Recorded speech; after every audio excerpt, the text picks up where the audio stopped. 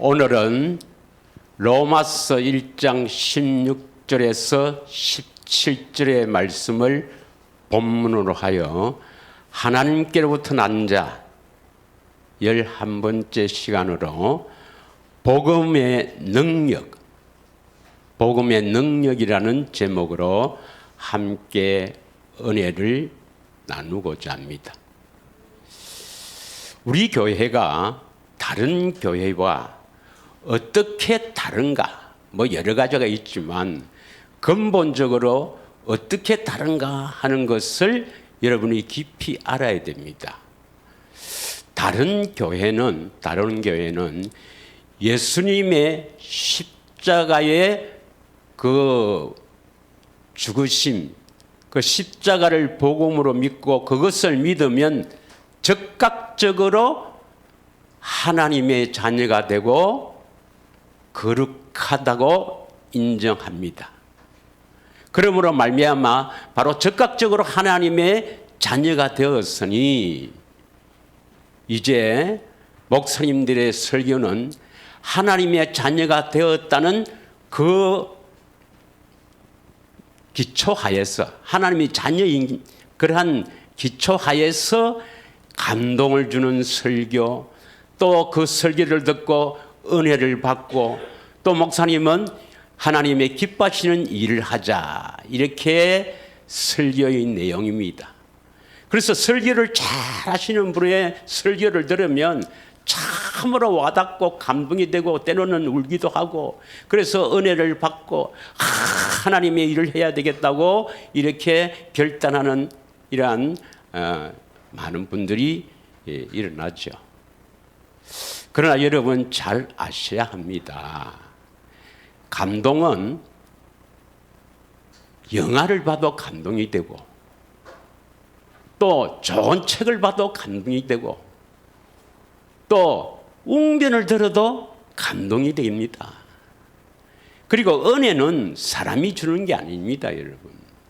은혜는 하나님이 우리를 긍휼히 여기심으로 말미암아 하나님의 선한 형상, 예수 이름, 그 하나님의 얼굴, 하나님의 영광을 보는 것, 성령을 통해서 깨닫는 것, 그 사랑을 내가 다 깨닫는 것이 바로 하나님의 은혜요. 이것은 오직 성령님만이 줄 수가 있는 것입니다. 예.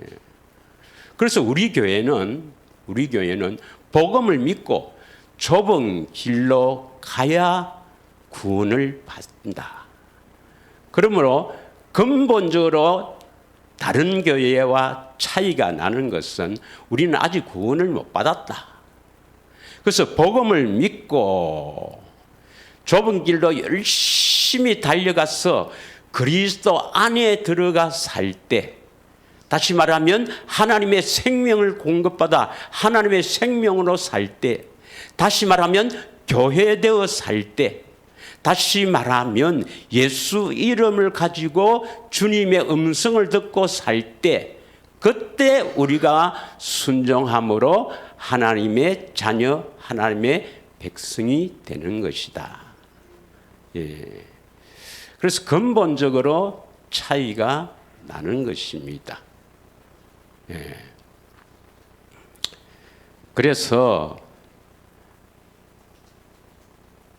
마태복음 15장 14절에 보면 맹인을 인도하면 둘 다 구덩텅이에 빠져 죽습니다. 그리고 다른 교회는 예수님의 그 십자가에서 우리 죄를 대속한 것을 믿으면 바로 구원을 받는다는 그 십자가 복음을 통해서 구원을 받았다 하면 구원을 받은 증거, 그 증거가 나타나지 않는 것입니다. 구원을 받은 하나님의 백성은 요한복음 14장 12절에 예수님이 하시는 일을 하는 사람, 요한일서 2장 6절에 그리스도 안에 사는 자는 예수님처럼 사는 자, 골로새서 1장 26절에서 28절을 보면 성도는 내 안에 계신 그리스도가 나타나는 자, 하나님께 난 자는 우리가 했죠. 세상을 이기는 자. 교회는 예수를 머리로 하고 사는 자, 예수님이 주시는 생각과 마음으로 사는 자.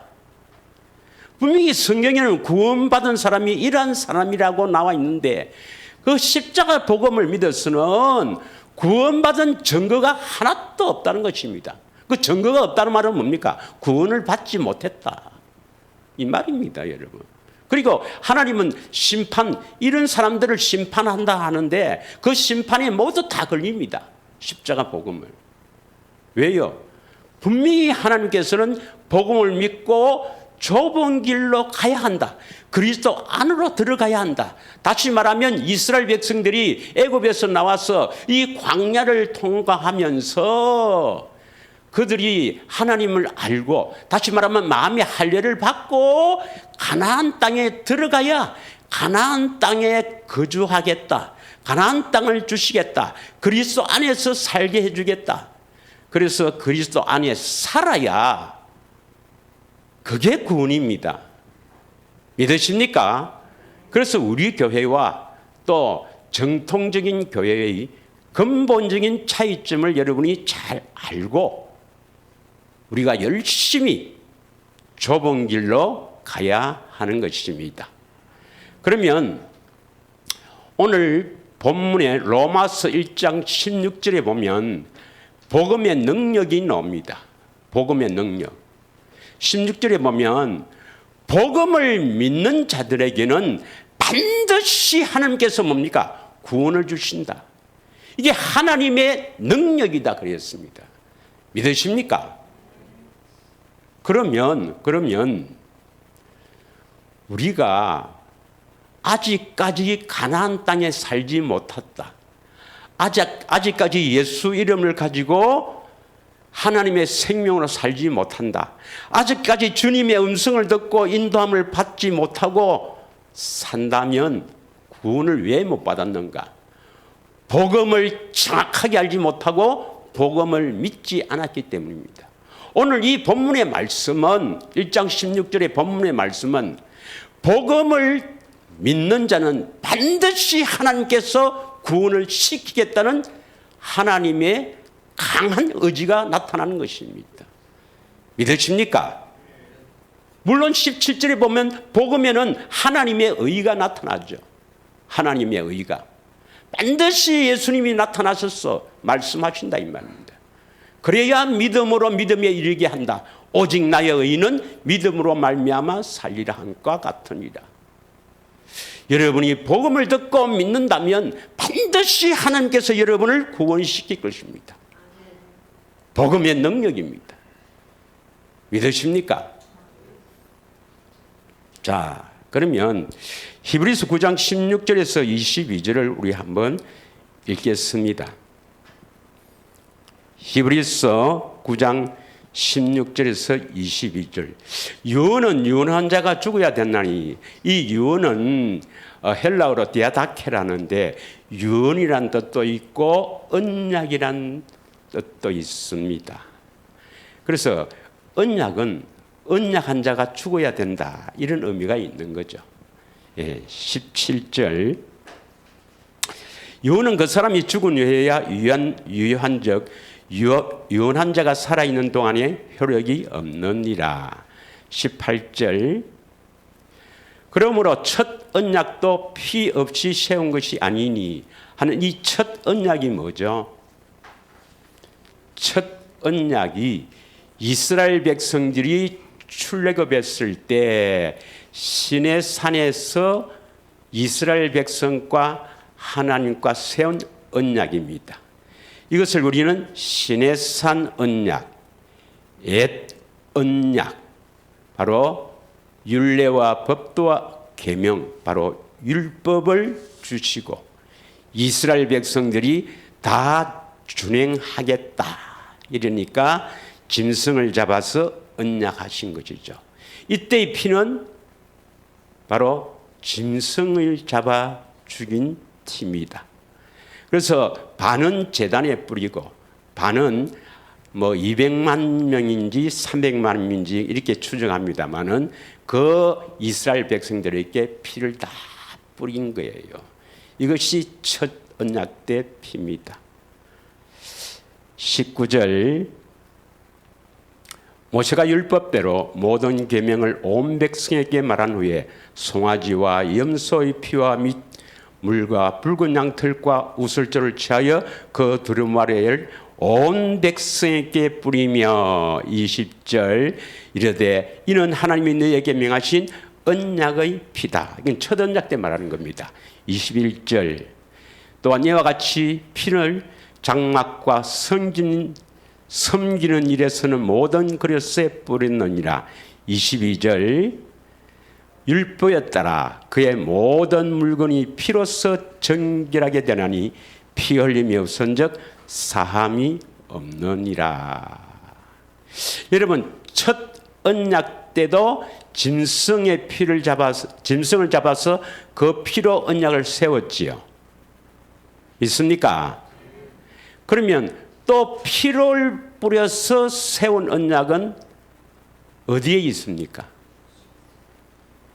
우리가 아는 대로 그 생명의 언약, 은혜 언약은 원시 언약, 창세기 3장 15절 21절 그것을 좀 더 선명하게 보여주는 것이 아브라함 언약, 이삭 언약. 그래서 그것을 더 확실하게 보여주는 것이 바로 가나안 땅에 들어가기 직전 어디에서 세운 언약입니까? 모압에서 세운 두 번째 언약. 그것이 생명을 주신다는 언약이죠. 그리고 그 후에 다윗과 세운 다윗 언약. 이런 언약을 세웠는데 거기는 피로서 언약을 맺었어야 맺었어요. 거기에 피를 세워서 언약을 맺은 것은 없지요. 그렇죠. 잘 생각해 보세요. 예. 언약은 하셨지만 피를 뿌렸다 이렇게 피를 뿌린 것은 없습니다.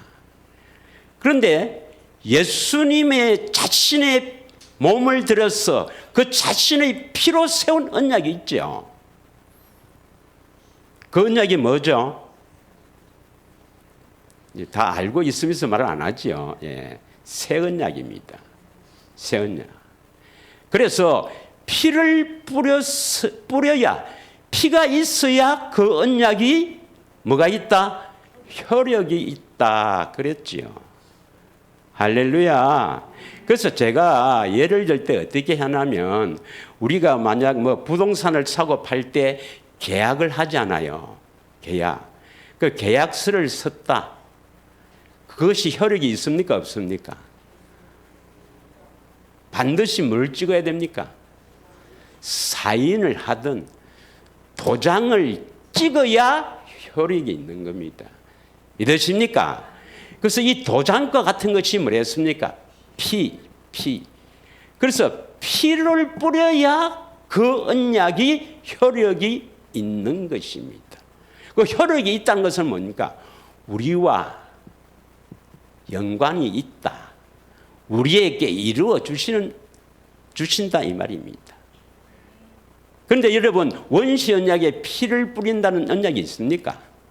어떤 사람은 이렇게 이야기해요. 창세기 3장 21절에 보면 가죽옷을 입혀주신다 하는 것은 짐승을 잡아야 되기 때문에 거기에 피가 있지 않습니까? 아니 피를 흘리는 게 아니고 피를 같이 뿌려야 된다 이 말입니다. 피를 뿌려야 된다. 예. 예표는 있죠. 예표는. 예. 애굽을 출발할 때에 유월절 때 어린 양을 잡아서 가족 수대로 그 양고기를 먹고 선나물과 함께 먹고 피를 문인방에 뿌렸잖아요. 뿌렸죠. 그것은 예표입니다. 예표입니다. 예.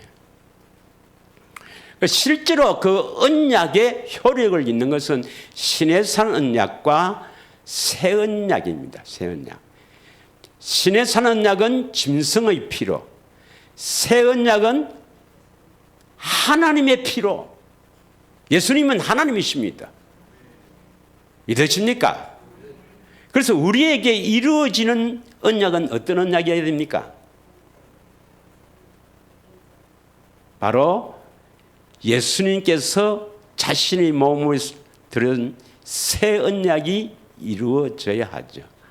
믿으십니까? 레위기 17장 11절을 한번 읽겠습니다.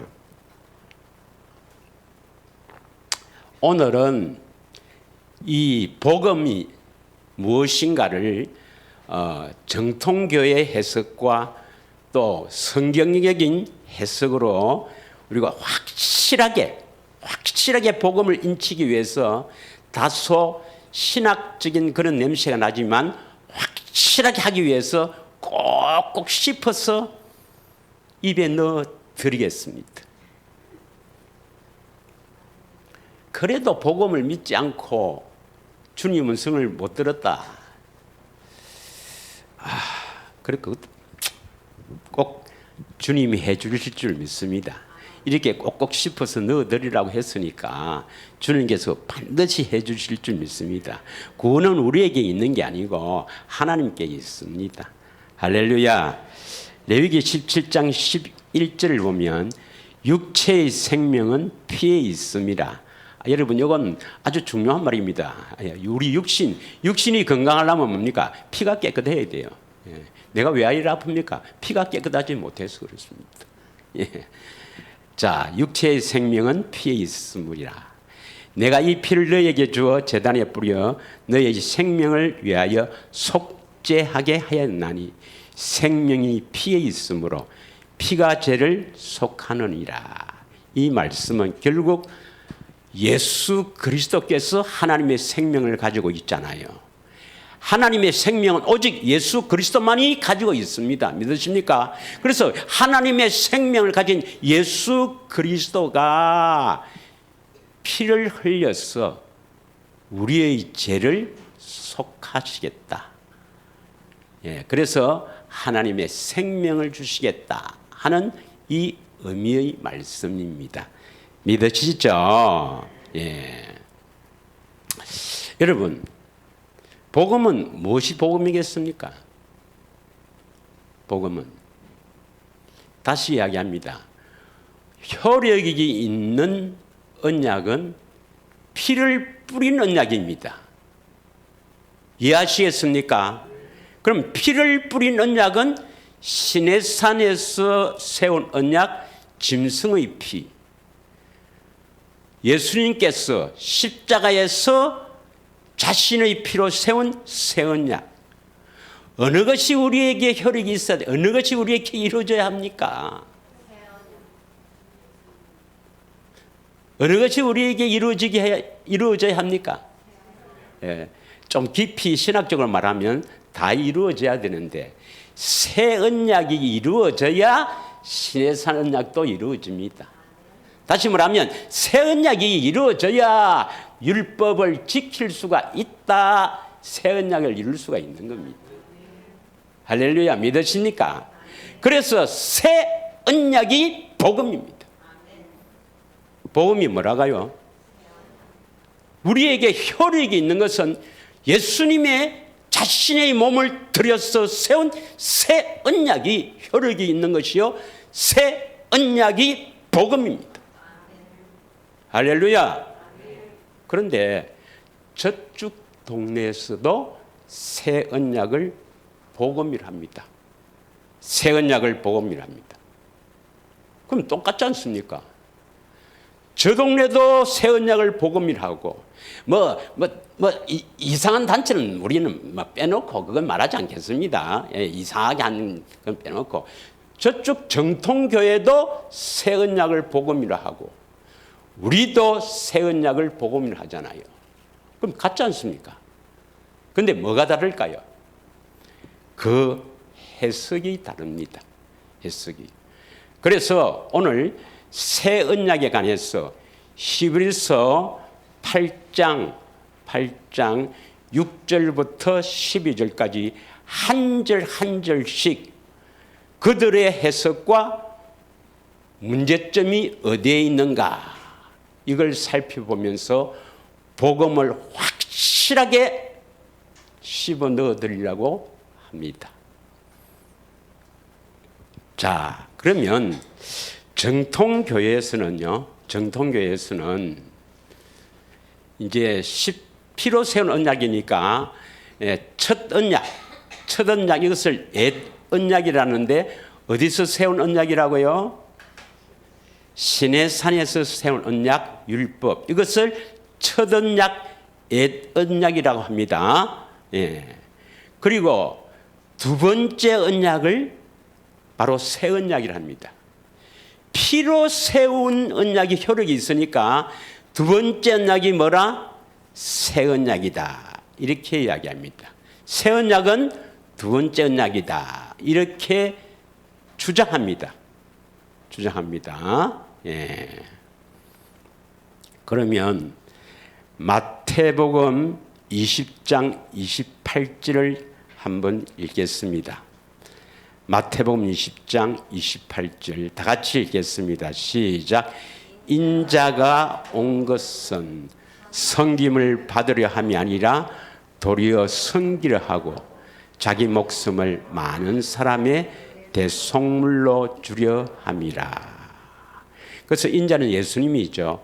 예수님께서 이 땅에 오신 목적이 뭡니까? 자기 목숨을 많은 사람의 대속물로 주려 함이라. 그래서 대속제물이 되시기 위해서 오셨다 이 말이죠. 이 대속제물이 되기 위해서 세례 요한을 통해서 예수님이 세례 요한에게 세례를 받죠. 이것이 뭡니까? 온 인류의 죄, 나의 죄가 예수님께 넘어갔다. 죄의 전가지요. 그 이튿날 예수님이 요단강가에 오는 것을 보고 세례 요한이 뭐라고 합니까? 보라, 세상 죄를 지고 가는 하나님의 어린 양이로다. 그래서 온 인류의 죄, 여러분의 모든 죄를 예수님께서 세례 요한을 통해서 전가를 받다. 죄를 이렇게 이전받았다 이 말입니다. 이전받아서 우리 죄를 다 이전받아서 그래서 십자가에 죽으셨다. 이걸 대속제물, 이것을 믿는 것을 요한의 세례라 이렇게 이야기합니다. 할렐루야.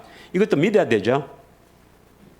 요한의 세례를 믿어야 된다고 누누이 말했지 않습니까? 자, 그 다음 중요한 말씀이죠. 마태복음 26장 28절입니다. 아주 중요한 말씀입니다. 다 같이 읽습니다. 시작.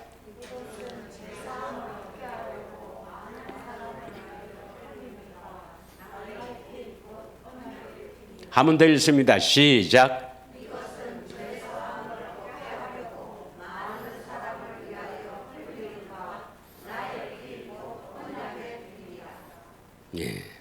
이것은 뭐겠어요? 이 앞에 보면 지금 이것은 어디에서 예수님이 말씀하시는 장면입니까? 성만 찬할 때. 앞에 26절부터 한번 볼까요? 앞에 26절부터. 그들이 먹을 때에 예수께서 떡을 가지사 축복하시고 떼어 제자들에게 주시며 이르시되 받아 먹으라. 이것은 내 몸이다. 성만 찬 장면이죠. 27절 또 잔을 가지사 감사기도 하시고 그들에게 이르시며 이르되 너희가 다 이것을 마시라. 이게 그 잔 안에 포도주를 넣는 거죠. 포도주 다 마시라. 28절 이것은 그러니까 포도주를 마시려는 것은 예표인데 이것은 뭡니까? 너희들이 이 포도주를 마신다는 것은 바로 많은 사람을 위해서 흘리는 바. 이 많은 사람은 자기 백성들이겠죠. 예수님 백성들, 택한 백성들이겠죠. 택한 백성들을 위해서 흘리는 나의 피, 언약의 피인데 뭐 하려고 피를 흘렸다? 제사함을 얻게 하려고. 그런데 문제는 뭐냐? 그래서 저쪽 동네에서는 새 언약을 뭐라고 하냐면 새 언약은 예수님께서 십자가의 피로서 세운 새 언약은 우리를 제사함 얻게 하려고 피를 흘렸다. 이렇게 주장하죠. 제사함 얻게 하려고. 이 사함을 제용서라고 해석을 합니다. 그래서 내가 무슨 죄를 지었던 간에 관계없이 내 죄를 대신해서 십자가에 죽으셨다. 십자가에 왜 죽으셨는가? 나에게 죄를 용서하시기 위해서 주셨다 이 말입니다. 믿으십니까? 아니 저쪽 동네 주장입니다. 여러분 그러면 어디서 틀린 거 알아요? 이게 어디에 틀린 거 알아요? 저쪽 동네 주장하는 게 모르잖아요. 예. 성경 말씀이니까 믿어야죠. 예, 그렇게 주장합니다. 그래서 이것을 믿으면 영생을 얻는다. 그래서 요한복음 3장 16절을 성경의 핵심 구절이라고 이야기하죠. 요한복음 3장 16절이 뭐죠?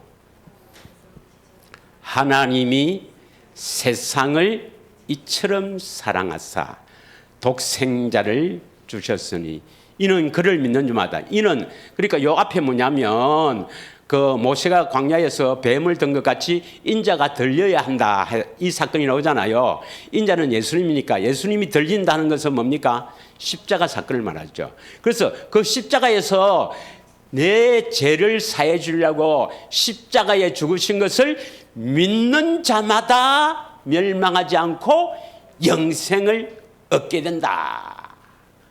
그래서 십자가 내 죄를 대신해서 죽으신 것을 내 죄를 제삼 주기 위해서 죄를 사해 주기 위해서 십자가에 죽으신 것을 내가 믿으면 영생이다.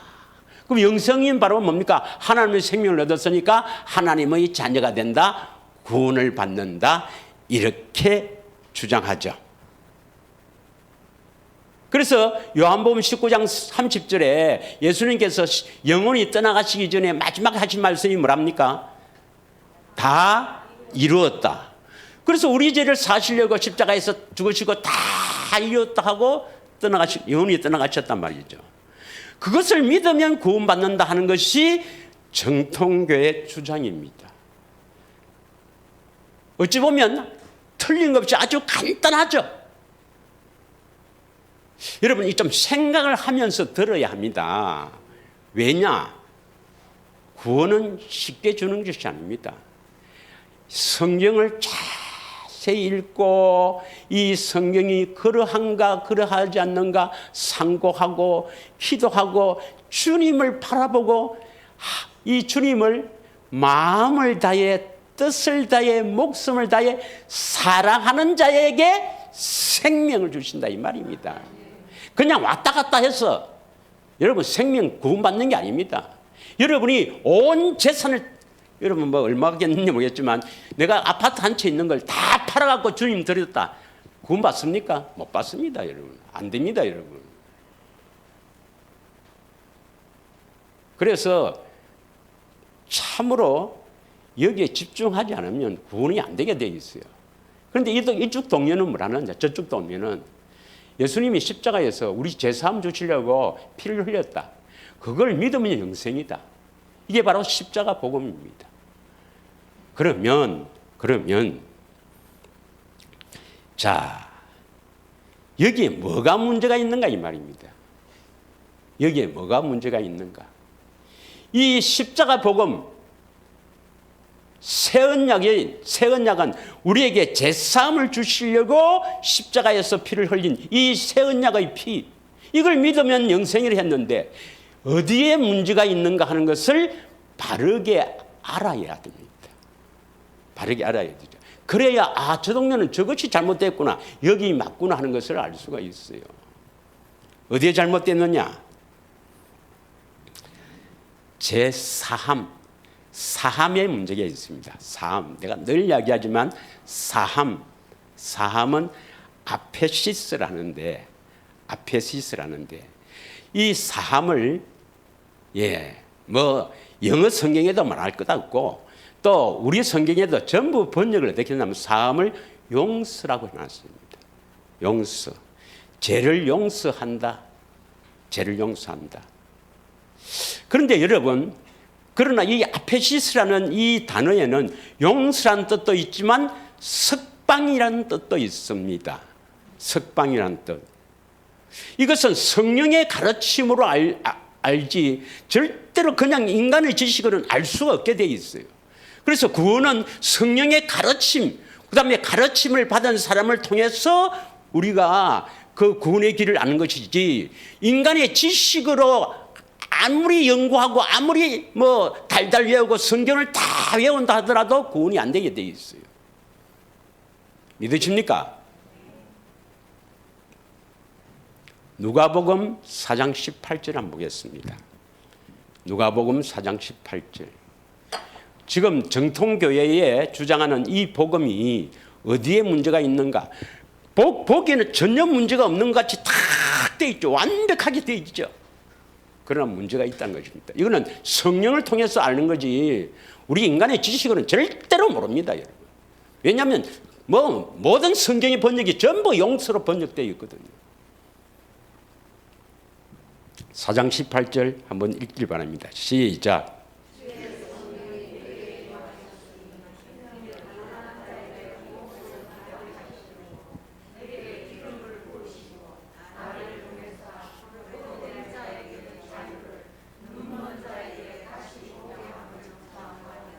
이 구절은 예수님께서 마귀 시험을 이기시고 이제 그리스도로 이제 임명받아서 그 마귀의 시험을 이기시고 사역을 시작할 때 처음 하시는 말씀인데, 제가 이 말씀에 눈여겨보자 하는 것은 제일 마지막에 있는 눌린 자를 자유롭게 하고, 여기 눌렸다는 것은 누구인데 눌립니까?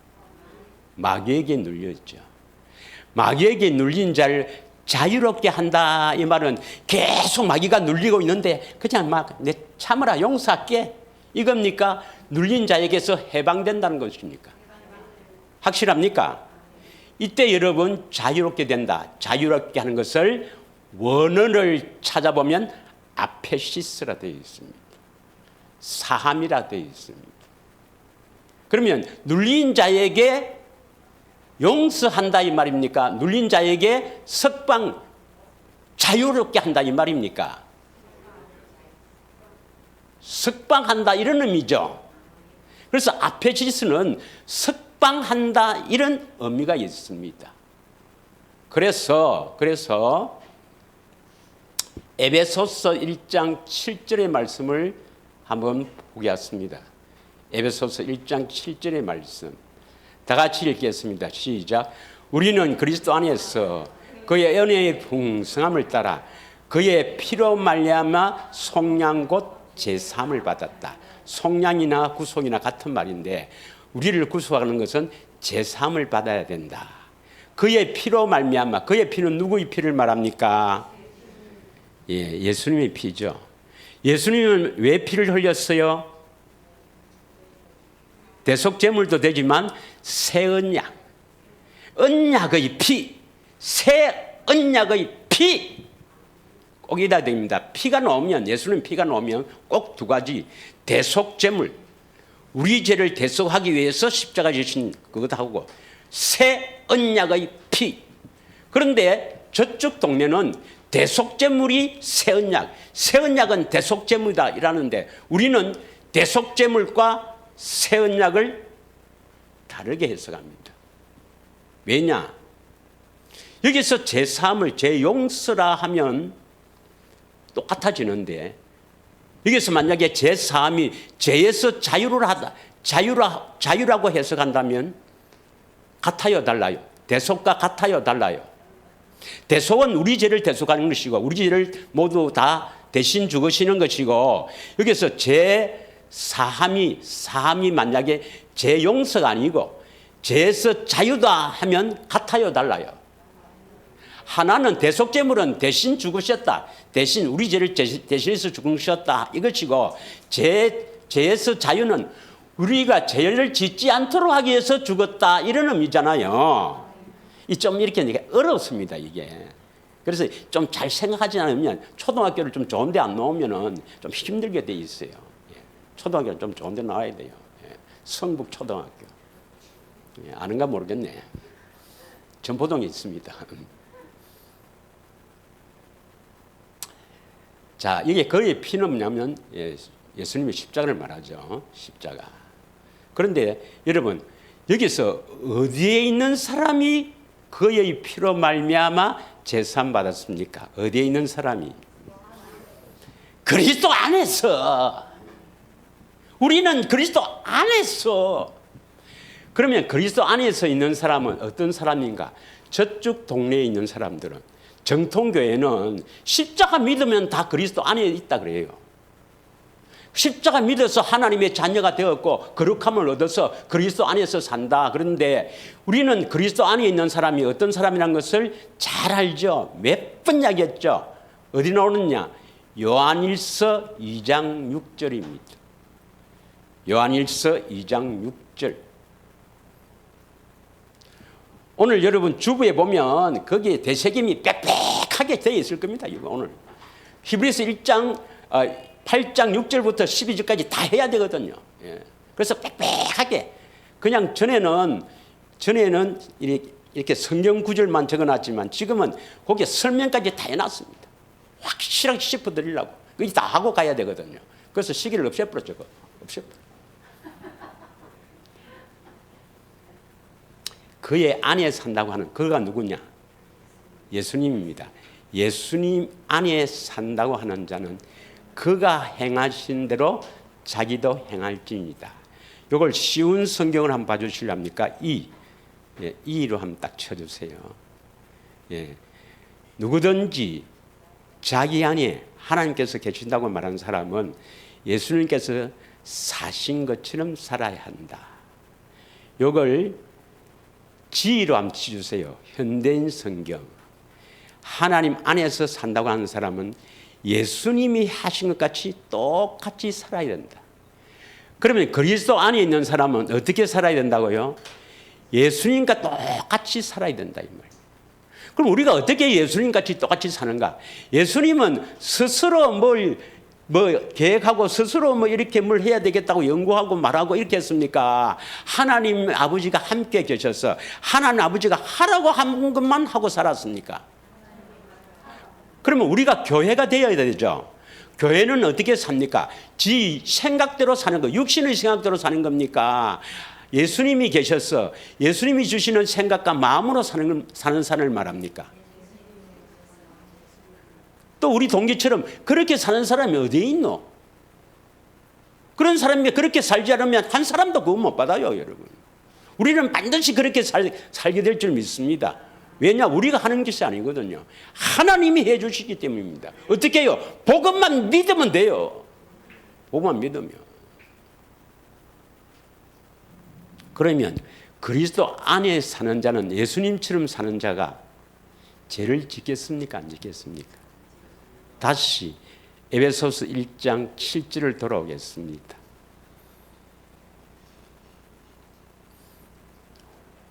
오늘 이거 다 하지 말고 밤쯤 하고 또 다음 주에 할까요? 시간 봐가면서 하겠습니다. 자, 여기서 그리스도 안에 사는 사람은 제사함 받았다 때 이 제사함이 죄 용서겠어요? 죄에서 자유겠어요? 예? 아니 그리스도 안에 사는 사람은 예수님처럼 사는데 예수님처럼 사는 사람 예수님이 그럼 죄를 지고 살았어요? 아니 예수님이 내 죄를 짓고 살았냐고. 그러니까 예수님처럼 사는 사람은 죄에서 자유겠어요? 죄에서 용서해 주는 거였습니까? 죄에서 자유입니다. 그래서 여기에서의 피는 새 언약을 말하거든요. 새 언약은 죄에서 자유함을 받는 겁니다. 새 언약은 죄에서 용서입니까? 죄에서 자유입니까? 그래서 저쪽 정통교회에서는요, 새 언약은 죄를 용서한다고 해석하지만 우리는 새 언약은 죄에서 자유함을 받는다고 해석합니다. 이해하시겠습니까? 그러면 성경에는요 이 죄에서 자유함이 나옵니다. 우리가 어떻게 죄를 짓지 않고 살 수 있나? 그래서 성경에 나온다는데요. 여러분 잘 아시는 대로 요한복음 8장 32절에서 34절에 뭐라고 나옵니까? 요한복음 8장 32절에서 34절 진리를 알지니 진리가 너희를 자유롭게 하리라. 진리가 우리를 용서한다 했습니까? 자유롭게 한다 했습니까? 자유. 33절 우리는 아브라함의 자손인데 뭐 남의 종이 된 적이 없는데 뭐가 우리가 자유롭게 되려고 하느냐, 우리 실점 소리 하느냐 이렇게 따지니까 34절에 예수님이 뭐랍니까? 죄를 범하는 자마다 저희 종이라 했습니다. 그러면 진리가 너희를 자유롭게 한다는 것은 어디서 자유롭게 한단 말입니까? 죄에서 자유롭게 한단 말이죠.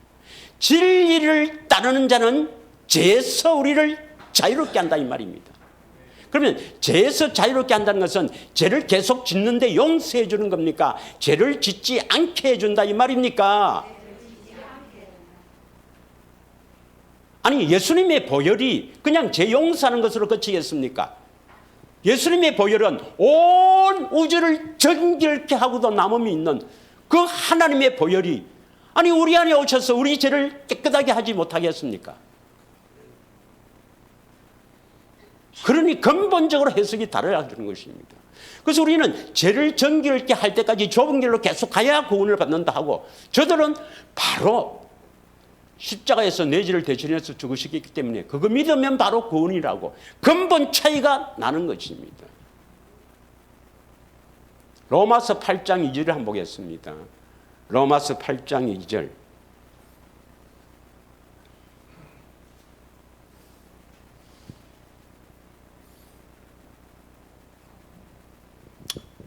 이는 그리스도 예수 안에 있는 생명의 성령의 법이 죄와 사망에서 너를 용서하였음이라. 이렇게 해석을 해놨죠. 그죠?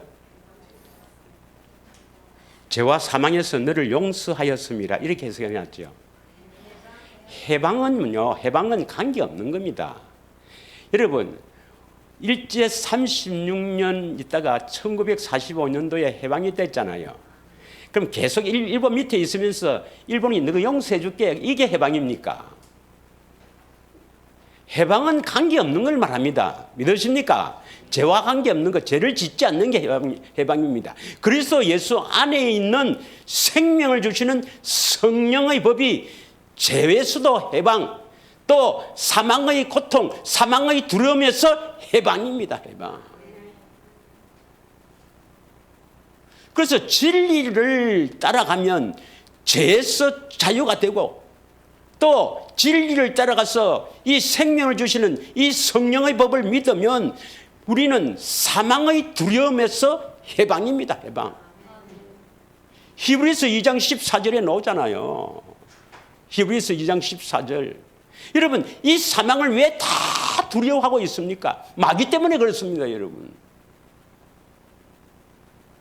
자녀들은 혈과 육에 속하였음에 그도 또한 같은 모양으로 혈과 육을 함께 지니심은 죽음을 통하여 죽음의 세력을 잡은 자 곧 마귀를 멸하시며, 이 죽음의 세력, 이 사망의 두려움을 마귀가 딱 잡고 있단 말이죠. 그래서 거의 대부분의 사람은 암이 걸리면 아이고 큰일 났다 이렇게 두려워한단 말이에요. 암이 걸렸을 때 할렐루야 이런 사람이 거의 없단 말입니다. 그러나 죽음의 세력을 잡은 자 곧 마귀를 멸하시갖고 15절 죽기를 무서워함으로. 왜? 죽음 후에 심판이 있으니까. 여러분이 죽음 후에 반드시 바로 천국으로, 그 좋은 천국으로 바로 확실히 간다 믿어지면, 확실히 주님을 보고 주님께 그 음성을 들었다면 할렐루야 할 겁니다. 여러분. 그러나 죽기를 무서워함으로 한평생며 종노릇하는 모든 자를 놓아주려 하심이라. 16절. 이는 확실히 천사들을 붙들어 주려 하심이 아니요 오직 아브라함의 자손을 붙들어 주시려 합니다. 아브라함이 하신 언약을 믿는 사람에게 이 죽음의 두려움에서 해방시켜 주시겠다 이 말입니다. 믿으십니까? 다시 돌아와서 로마서 8장 2절. 생명을 주시는 이 예수님이 우리 안에서 성령의 법으로 사시는 이것을 믿으면, 이 믿음의 법으로 살면은 우리를 죄에서도 해방시켜 주시고, 이 말은 죄를 짓지 않게 해주시고, 또 사망의 두려움에서 고통받는 우리에게 사망의 두려움에서도 해방시켜 주신다 이 말입니다. 이해하시겠습니까? 8장 3절. 율법이 육신으로 말미암아 연약하여 할 수 없는 그것을 하나님은 하시게 하시나니 곧 죄로 말미암아 자기 아들을 죄 있는 육신의 모양으로 보내사 육신의 죄를 정하사. 예수님이 우리 모습으로 와서서 우리 죄를 대신한 것은 4절 육신을 따르지 않고 그 영을 따라 행하는 우리에게 율법의 요구가 이루어지게 하려 하십니다. 예수님이 결국 십자가에서 그 언약의 피로 죽으셨어. 우리에게 생명을 주셔서 생명을 얻으면 결국 우리는 뭡니까? 율법의 요구를 이루어지게 하십니다. 내가 이루는 겁니까? 하나님이 이루어지게 하시는 것입니까? 그러니까 하나님의 명령인 이 율법, 이 하나님의 명령을 우리 마음에서 말씀하시는 그 명령을 따르게 순종하게 하시겠다, 이 의미입니다. 할렐루야. 자, 다음 히브리서 8장 우리 이제 6절을 한번 해석하겠습니다. 히브리서 8장 6절 다 같이 읽겠습니다. 시작. 그러나 이제 그는 더 아름다운 직분을 얻으셨으니 그는 더 좋은 약속. 죄송합니다. 새 언약 한 번 더 봐야 되죠. 새 언약. 그럼 새 언약은 구체적으로 어떻게 나와 있는가? 히브리서 9장 13절에서 15절. 이걸 안 하고 가면 안 되지. 죄송합니다. 히브리서 9장 13절부터 읽겠습니다. 시작. 다 같이 읽습니다. 시작.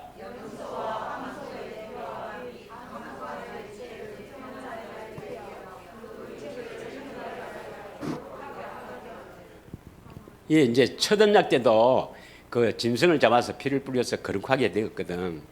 자, 14절 읽겠습니다. 시작. 하물며 영원하신 성령으로 말미암아 흠없는 자기를 하나님께 드린 그리스도의 피가 어찌 너희 양심을 죽은 행실에서 깨끗하게 하고 살아계신 하나님을 섬기하지 못하겠느냐. 하나님을 섬기려면 어떻게 해야 되겠어요? 양심이 깨끗해야 하나님을 섬길 수 있다, 이 말이겠죠. 그럼 양심을 깨끗하게 하려면 어떻게 해서 깨끗해지나? 다 양심을 꺼내봐요. 양심 다 꺼내봐요. 우리 하이타이에서 씻으면 깨끗해지죠. 뭐라고 되어 있습니까? 그리스도의 피. 이때 피는 뭘 말합니까? 대속제물입니까? 새 언약입니까? 새 언약이죠. 그리스도께서 십자가에 죽으신 그 이루신 새 언약으로 말미암아 우리 양심을 죽은 행실에서 깨끗하게 해서 하나님을 섬기게 한다, 이 말입니다. 이것을 쉬운 성경을 한번 보겠습니다. 2로 한번 보겠어요. 여기서는 중간쯤 읽겠습니다. 그의 피는 죽음에 이르게 하는 행동에서 우리 마음을 깨끗하게 한다, 이 말입니다. 여러분 마음을 깨끗하게 할 수 있는 유일한 방법이 뭡니까? 새 언약. 그리스도의 피입니다, 여러분. 그리스도께서 흘리신 십자가의 보혈이 우리 마음을 깨끗하게 할 수 있습니다. 우리 마음을 깨끗하게 하시려고 십자가에서 보혈, 피를 흘린 겁니다. 믿으십니까? 그럼 우리가 우리 마음을 깨끗하게 하려면 우리 마음이 참 마물보다 거짓되고 부패한 것이 우리 인간의 마음인데 이것이 세상 것으로 채우려고 꽉 차 있는 것인데, 그래서 육신의 정욕, 안목의 정욕, 이생의 자랑, 무엇을 먹을까, 무엇을 마실까, 자, 더 많이 가지자, 더 많이 우리가 뭐 편안하게 살아보자, 잘 먹고 잘 살아보자, 이런 세상 것으로 꽉 차 있는, 미워하고 시기하고 질투하고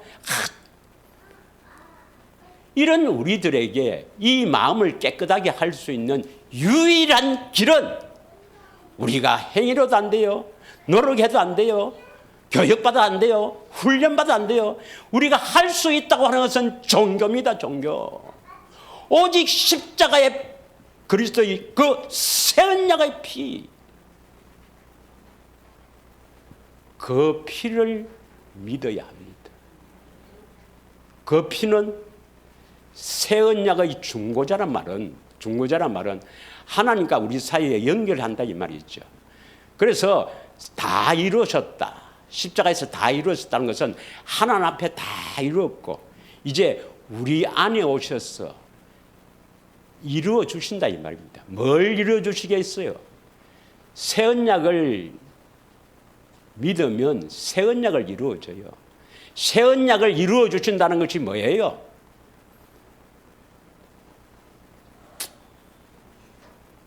아니 다시 보세요. 이 14절에 아까 이 쉬운 성경 다시 쳐요.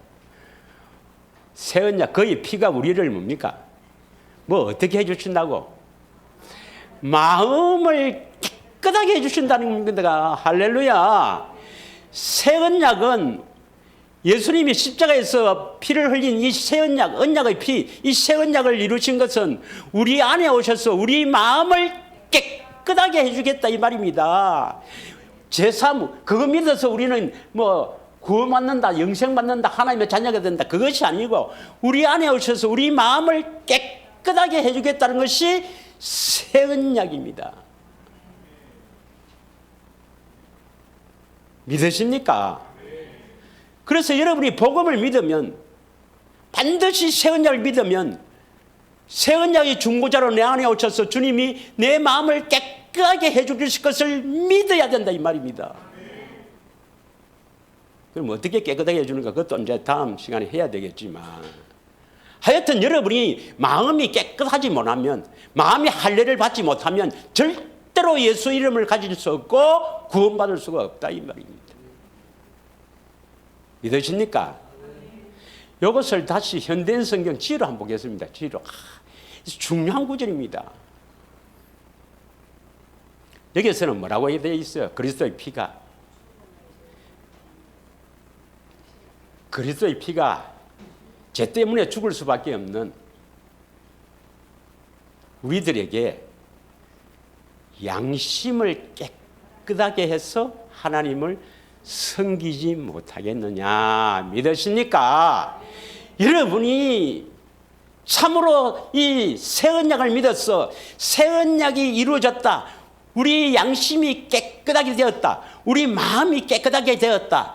그래야만 하나님을 섬길 수가 있어요.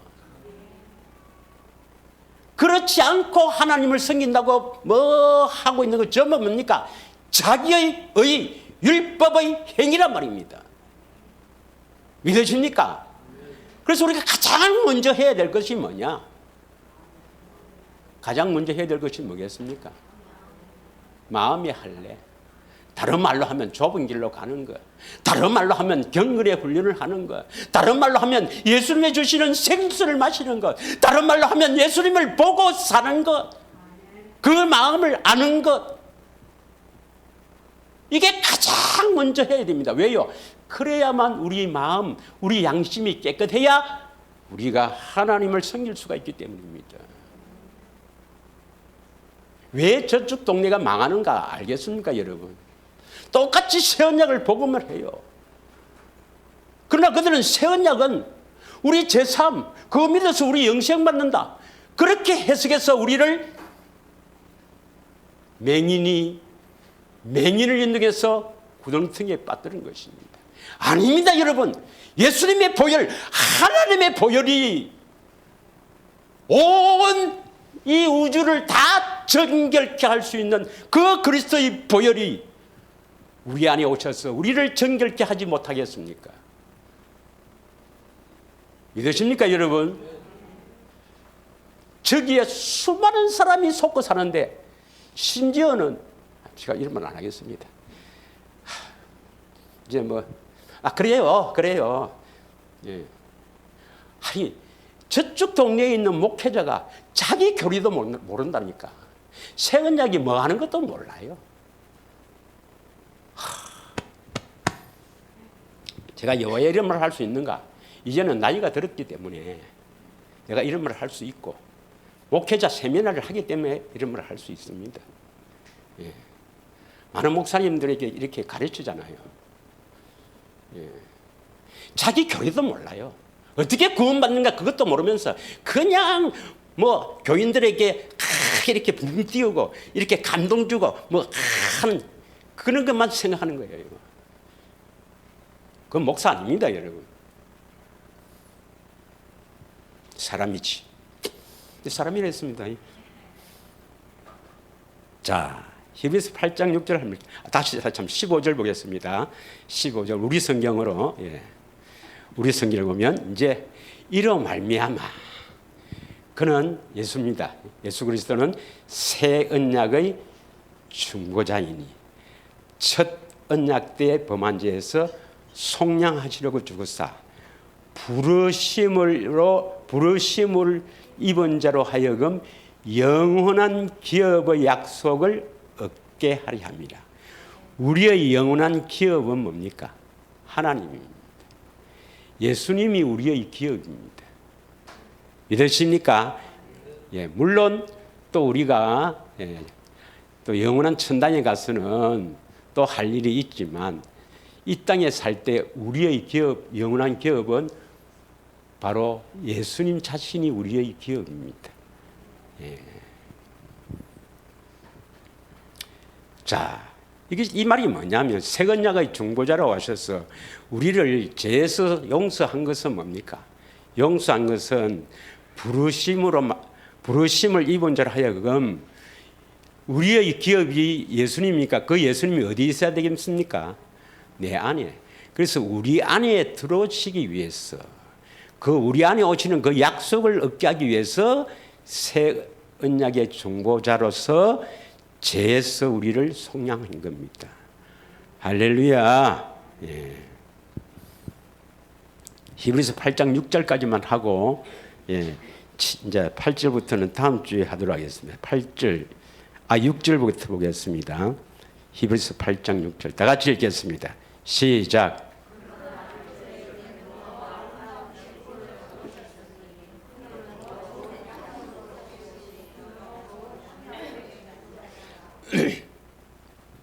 더 아름다운 직분을 얻었으니 그는 더 좋은 약속으로 세우신 더 좋은 언약의 중보자시라. 그는 예수님입니다. 예수님은 더 좋은 약속으로 세우신 더 좋은 언약의 중보자시라. 여기서 말하는 더 좋은 언약은 새 언약입니다. 새 언약의 중보자시라. 그런데 앞에 더 좋은 약속으로 세우신 이것을 원어를 보면 더 좋은 약속을 근거로 에피라는 단어를 썼거든요. 더 좋은 약속을 근거로 해서 새 언약의 중보자가 되었다. 요 해석을 저쪽 동네에서는 더 좋은 약속이 뭔가? 바로 에레미야를 통해서 선포한 새 언약이란 말을 이렇게 주장합니다. 더 좋은 약속을 에레미야 31장 31절에서 34절까지 나오는 새 언약을 세운다.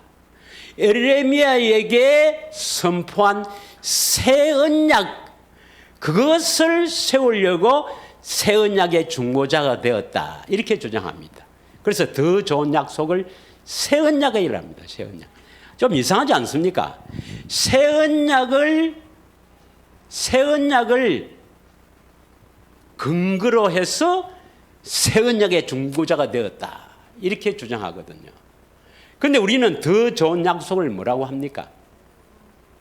더 좋은 약속을 조상들에게 하신 약속, 아브라함, 이삭, 야곱에게 하신 약속을 더 좋은 약속이라고 하죠. 그래서 하나님은 마태복음 22장 32절에 하나님은 아브라함의 하나님, 이삭의 하나님, 야곱의 하나님은 산자의 하나님이다. 믿으십니까? 누가복음 13장 28절을 보겠습니다. 누가복음 13장 28절. 조상들에게 주신 약속, 그 약속이 복음이고 그것을 믿어서 우리가 하나님의 자녀가 된다. 할렐루야. 너희가 아브라함과 이삭과 야곱과 모든 선지자는 하나님 나라에 있고 오직 너희는 밖에서 쫓겨난 것을 볼 때 거기서 슬피 울며 이를 갈리라. 아브라함과 이삭과 야곱과 모든 선지자는 하나님 나라에 있다. 왜 그래요? 그 아브라함과 이삭과 야곱 선지자를 통해서 주신 그 약속을 믿음으로 말미암아 하나님 나라에 있고 그 약속을 믿지 않는 너희들은 다 밖에 쫓겨나서 슬퍼 울며 멸망받는다. 이 말씀이 되겠죠. 할렐루야. 하나님은 딱 한 가지 일만 하십니다. 무슨 일만 하십니까? 성부, 성자, 성령 하나님은 딱 한 가지 일만 하십니다. 뭡니까?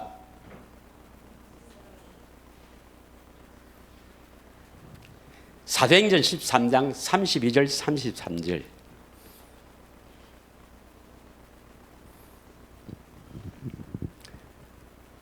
자, 우리도 조상들에게 주신 약속을 너희에게 전파한다. 이것을 쉬운 성경 2라 보겠습니다. 시간이 다 돼가지만 버텨가겠습니다. 자, 같이 읽어보겠습니다. 사도행전 13장 32절. 우리도 하나님께서 조상들에게 주신 약속하신 복된 소식, 복된 소식이 바로 뭡니까? 복음을 여러분에게 전합니다. 조상들에게 주신 약속을 바울은 복음으로 전했다 이 말입니다. 33절. 하나님께서는 예수님을 죽은 자 가운데서 살리심으로 조상들의 후손인 우리들에게 그 약속을 이루어 주십니다. 우리 성경을 보겠습니다. 우리 성경으로 곧 하나님이 예수를 일으키사 부활이죠. 부활. 우리 자녀들에게 이 약속이 뭡니까? 조상들에게 주신 약속, 아브라함과 이삭과 야곱에게 하신 약속, 그 약속을 이루게 하셨다 함이라. 믿으십니까? 그래서 하나님은 이 조상들에게 주신 그 약속을 이루시려고 누구를 보냅니까? 예수님을 보내시고, 예수님은 무슨 일을 하십니까? 하나님의 뜻에 따라 이 조상들에게 주신 약속을 이루어 주시기 위해서 뭐 했다고요? 죽으시고 부활하셨다 이 말입니다. 왜 부활했어요? 살아계셔서 우리 안에 오셔서 뭐 하신다고요? 조상들에게 주신 약속을 이루신단 말이죠. 그럼 조상들에게 주신 약속의 제일 근원이 뭡니까? 근원이 아브라함의 언약이 뭐죠? 할례 언약. 마음의 할례를 베풀어서 완전한 자, 주님의 음성 듣고 살게 해주겠다. 이것을 이삭에게도 영원한 언약. 자, 두 번째 언약, 모압 언약이 뭐죠? 마음의 할례를 베풀어 주셨어. 하나님을 마음을 다해 뜻을 다해 사랑하게 하사 생명 예수 이름을 주시는데 그 예수 이름 하에서 마음으로 말씀을 듣고 행할 수가 있다. 믿으십니까? 그러면 이 조상들이 주신 약속의 가장 근원이 뭐죠? 마음의 할례. 아브라함에게도 마음의 할례를 받아야 완전한 자 주님 음성을 듣지. 두 번째 언약도 뭡니까? 마음의 할례를 받아야 하나님 사랑해서 예수 이름을 주시지. 제일 근원이 뭡니까? 마음의 할례란 말입니다. 이 마음의 할례가 바로 뭡니까? 우리 마음을 깨끗게 하는 것입니다. 우리 양심을 깨끗게 하는 것입니다. 이게 뭐죠? 새 언약입니다. 아까 우리가 앞에서 했잖아요. 히브리서 9장 14절. 새 언약은 우리 안에 오셔서 우리 마음을 깨끗게 하는 것입니다. 마음의 할례를 시키는 것입니다. 그래서 새 언약이 이루어졌다면 조상들에게 하신 약속이 저절로 이루어지는 거예요. 마음의 할례가 제일 문제인 거예요. 마음의 할례가 쉽지 않거든요. 이 더럽고 추악한 이 마음이 어떻게 깨끗하게 되겠습니까, 여러분? 우리가 깨끗하게 되는 게 아니고 그 위에 뭡니까? 하나님의 생명으로 그리스도의 마음으로 덮어부는 겁니다. 예. 이 더러운 것이 있으면 대충 채워놓고 시간이 다 돼가지만 한마디만 하겠습니다. 여러분 사기 그릇 안에 배어 있는 더러운 거 있죠. 아니 그릇 안에 아주 이렇게 다시 제가 피지 있는 우리 동기 목사가 그 선교사 하는데 뭘 갖다 준다면 그 카레. 인도에서는 진짜 카레. 근데 그 카레를 싹 끓여서 그릇에 나눴더니 그 카레가 사기 그릇 안에 배어 있는 거라. 그럼 이제 그릇을 카레를 먹고서 깨끗하는데 그 안에 배어 있는 그 카레는 깨끗하게 돼야 안 돼요. 하이차를 씻거든. 방법이 뭐밖에 없어요? 깨뿌는 밖에 없어요. 안 됩니다. 그거와 같습니다. 우리를 이렇게 좀 이렇게 대충 청소는 해요. 주님께서 청소해요. 그러나 근본적으로 배어 있는 것은 안 됩니다. 배어 있어요, 마음에. 그래서 거기다 뭘 덮어뿌려요? 덮어뿌리는 거라. 그리스도의 보혈. 다시 말하면 하나님의 생명으로 덮어뿌는 거라. 그리스도의 마음으로 덮어뿌는 거라. 그리스도의 마음으로 덮으면 뭐가 놉니까? 그리스도의 마음이 노는 거예요. 할렐루야. 이게 새 언약이란 말입니다. 이해하시겠습니까? 예. 그래서 이 새 언약이 복음입니다. 그러나 저쪽 동네도 새 언약을 복음이라는데 그쪽 동네 해석과 또 성경적인 해석은 전혀 다릅니다. 저쪽 동네가 왜 망하는가? 아주 교묘하게 새 언약, 제사함. 그래서 제사함 받으면 하나님의 자녀가 된다고 싹 이렇게 성경을 이렇게 그냥 보면 그렇게 돼 있어요. 그러나 성령의 가르침 아니면 절대로 그게 안 보입니다. 새 언약이 이루어지기를 축원합니다. 예. 그 뒤에 있는 것은 다음 시간에 하도록 하겠습니다. 예. 그래서 여러분 주보를 잘 가지고 가셔서 꼭 이렇게 찾아보고 그래서 여러분 되새김을 하시길 바랍니다. 이 한 시간 한 1분만 기도하고 우리 찬양하도록 하겠습니다.